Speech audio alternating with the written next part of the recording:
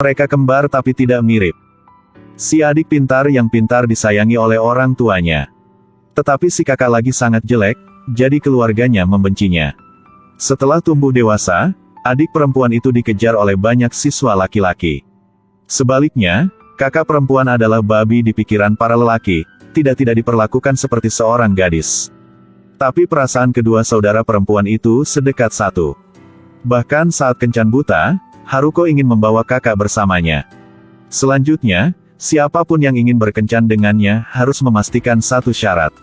Artinya, tidak peduli waktu atau tempat, tidak bisa membiarkan kakaknya pergi. Daiki rasa Haruko yang hargai keluarga, jadi setuju.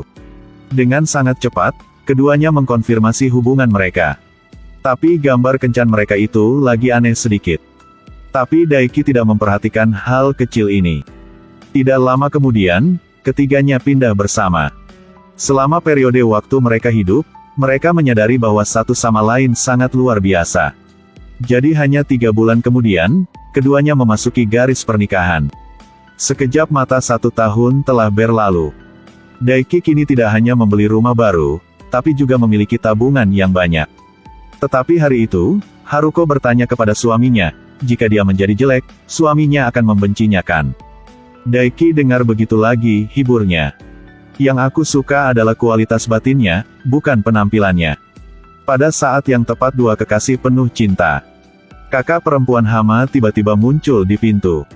Baru sekarang Daiki menyadarinya. Sejak jatuh cinta sampai menikah, dia tidak pernah berduaan dengan istrinya. Apalagi, dia masih mulai curiga, apakah mereka dua yang kakak adik jantungnya. Daiki tidak tahan hidup seperti ini lagi. Ada pemikiran di kepalanya yang ingin menghilangkan keterikatan Hama. Jadinya Daiki yang mengatur agar mereka bertiga pergi ke taman hiburan bersama. Ingin mengambil kesempatan untuk duduk di roda matahari untuk berduaan dengan istrinya. Saat pintu ditutup, Daiki menunjukkan senyum kemenangan. Setelah putaran dimulai, Daiki menggaruk kepalanya memberitahu istrinya bahwa dia tidak sengaja melakukannya. Tanpa diduga, Haruko tiba-tiba melebarkan matanya, membuka mulutnya, dan mempertegas ekspresinya. 1 detik kemudian, dia dengan cepat jatuh ke lantai dan jadi diam. Menunggu Daiki membawanya ke rumah sakit sudah terlambat. Setelah mendengar kabar kematian istrinya, Daiki tidak tahan lagi. Dia tidak mengerti mengapa orang yang sehat tiba-tiba meninggal dunia. Saat pulang, Daiki memeluk foto pernikahan, melihat hal-hal yang dirindukan orang. Daiki benar-benar tidak bisa menerima kenyataan bahwa istrinya telah meninggal dunia. Tepat pada saat ini, serangkaian ketukan bergema. Saat Daiki membuka pintu, langsung jadi kaget. Karena orang yang berdiri di depan pintu adalah istrinya. Tepat ketika Daiki mengira itu hanya ilusi, Haruko lagi peluknya. Daiki merasakan kehangatan tubuhnya dan menangis. Tapi sedetik kemudian, dia melihat wajah gelap Hama lagi. Meskipun sang istri meninggal dan hidup kembali, itu agak aneh. Tapi bisa memeluk istrinya lagi, Daiki sangat gembira. Tapi Daiki juga menemukan sesuatu yang aneh. Entah kapan, bagian belakang leher Haruko tumbuh seutas benang. Daiki mengikuti benang itu. Yang mengejutkannya adalah benang di sisi lain diikatkan ke tangan Hama. Daiki melihat ini panggil Hama bangun, tanyakan benang apa ini. Hama lihat situasi telah terungkap jadi harus bilang yang nyata. Jadi, beberapa tahun lalu, keduanya mengendarai sepeda ke sekolah. Haruko lagi tidak hati-hati jadi terjun ke jurang. Akibatnya, dia langsung berhenti bernapas di tempat. Sejak saat itulah Hama menemukan bahwa dia dapat mengendalikan tubuh adik perempuannya. Jadi dia tidak bisa mengendalikan tubuh kakaknya, menyembunyikan orang tuanya juga dengan yang lain. Namun, mereka tidak miripnya. Tetapi mereka terikat lebih dari saudara perempuan lainnya. Hanya saja pakai satu benang tipis, Hama bisa kendali adiknya. Apalagi semudah menggunakan tubuh sendiri. Daiki tidak percaya ketika mendengar itu. Tapi Hama mengatakan itu yang sebenarnya, dan di dalam Haruko laginya. Jadi orang yang sangat dicintai Daiki bukanlah Haruko, itu Hama. Jumlah berita yang tiba-tiba ini sepertinya membuat Daiki menjadi gila. Dia tampak gila dan berlari kembali ke kamarnya untuk mengguncang istrinya. Tapi anehnya sang istri tidak bereaksi. Baru sekarang Daiki menyadari bahwa Hama tidak membodohinya. Daiki sangat kesakitan, menyalahkan kematian Haruko pada hama. Benar-benar lupa apa yang saya katakan tempo hari, hanya mencintai jiwa, bukan penampilan. Tiba-tiba, Daiki jatuh ke lantai. Jadi hama mengendalikan tubuh Haruko untuk menyelamatkannya. Tapi mungkin tanpa pikir panjang, Daiki ingin membunuhnya. Tidak bisa kan saat jiwa yang jujur pada akhirnya tetap tidak menandingi cangkang yang indah. Yumi mengenakan lengan baju pria dan mengambil gambar. Foto setelah diambil sepertinya pacarnya sedang menyuapinya. Alasan mengapa hidup Yumi sangat lelah begitu. Itu karena dia memiliki banyak teman yang selalu membual satu sama lain. Selama kalian duduk bersama, seseorang akan memamerkan hadiah dari pacarnya. Yumi yang satu-satunya jomblo di antara kelompok itu. Sungguhnya sudah lelah dengan temannya. Menerima telepon dari ibu untuk menikah lagi. Sebenarnya, gadis mana yang tidak ingin pacar yang lembut merawatnya? Hanya saja waktunya dihabiskan untuk pekerjaan yang membosankan. Tapi setiap kali melihat postingan manis sahabatnya, dia jadi marah. Bukankah itu hanya menyombongkan diri? Itu tidak terlalu sulit. Jadi Yemui mengeluarkan ponselnya dan memotret teh panas di atas meja. Kemudian mendapatkan kisah cinta yang diposting di halaman pribadinya. Di atas juga ada kalimat, "Terima kasih," yang merinding. Setelah melampiaskan amarahnya, Yumi menyesalinya. Jadi memutuskan untuk menghapusnya. Tapi baru beberapa menit postingannya mau meledak. Dia melihat komentar teman-temannya, merasa puas di hatinya. Tetapi kebohongan membutuhkan lebih banyak kebohongan untuk gagap.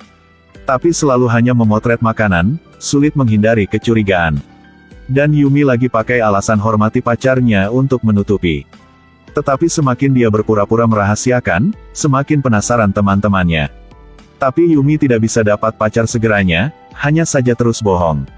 Melihat penampilan bungung Yumi, rekan-rekannya pun diam-diam menduga bahwa dia berbohong.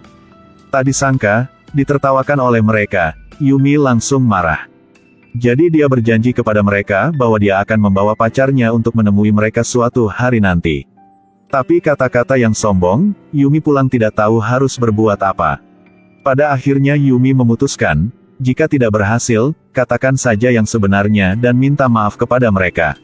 Pada tanggal tersebut, Yumi muncul di taman hiburan. Teman-teman sudah lama menunggu. Tepat ketika Yumi hendak mengatakan yang sebenarnya. Tiba-tiba seorang pria tampan meraih tangannya. Yumi belum bereaksi.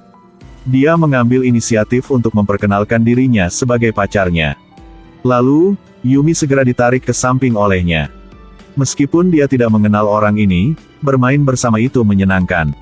Lagi pula pria ini membantunya menyembunyikan kebohongan yang sempurna. Yang aneh adalah teman-teman harus senang untuk Yumi. Tapi lagi punya ekspresi wajah yang aneh. Setelah itu, saat kalian berdua duduk di roda matahari, Yumi dengan curiga bertanya tentang identitas pria ini. Tidak berharap orang ini mengatakan bahwa dia adalah pacarnya. Yumi setelah dengar lagi jadi marah. Dia pikir orang ini sedang mencoba mengolok-oloknya. Saat itu, kabin tiba-tiba bergetar keras. Yumi tidak punya waktu untuk bereaksi dan jatuh di pangkuannya. Pada jarak itu, dia merasakan otot dada Aki yang kokoh dan membenamkan dirinya di dalamnya. Maka malam itu juga, keduanya langsung mengkonfirmasi hubungan mereka. Sejak hari itu, mereka selalu bersama hampir setiap hari. Yumi merasakan cinta untuk pertama kalinya dan sangat bahagia. Tapi setelah beberapa hari, Yumi dengan tenang berjalan menuju rooftop. Rekan-rekannya melihatnya termenung dan menanyakan alasannya. Saya tidak berharap Yumi mengatakan bahwa pacarnya tampaknya palsu. Yumi kemudian dengan jujur mengakui apa yang dia buat sebelumnya. Pacar yang jatuh dari langit membuatnya merasa tidak nyata. Rekan melihatnya bingung, lalu mengatakan yang sebenarnya. Mengatakan bahwa hari itu di taman hiburan, Yumi selalu berbicara dengan udara. Dan mereka bertiga takut Yumi akan kesal, dan tidak berani membeberkannya. Yumi setelah dengar lagi langsung ambruk. Jelasnya sudah mempersiapkan hati, tetapi masih belum bisa menerimanya. Rekan-rekan lihat begitu lagi bangunkannya, katakanlah ini semacam paranoia. Apalagi, rekan-rekan mengatakan bahwa jika ingin menyembuhkannya, harus membuatnya menghilang. Yumi pulang ke rumah untuk membaca pesan manisnya dan pacarnya dan gemetar. Tapi ingat wajah khawatir rekan-rekannya. Yumi berpikir dia harus mengakhiri paranoia ini. Jadi Yumi memanfaatkan tidur pacarnya dan datang ke tempat tidur. Lalu mengambil pisau di tangannya dan menusuknya dengan keras. Menunggu semuanya beres, Yumi dibawa ke penjara oleh polisi karena percobaan pembunuhan.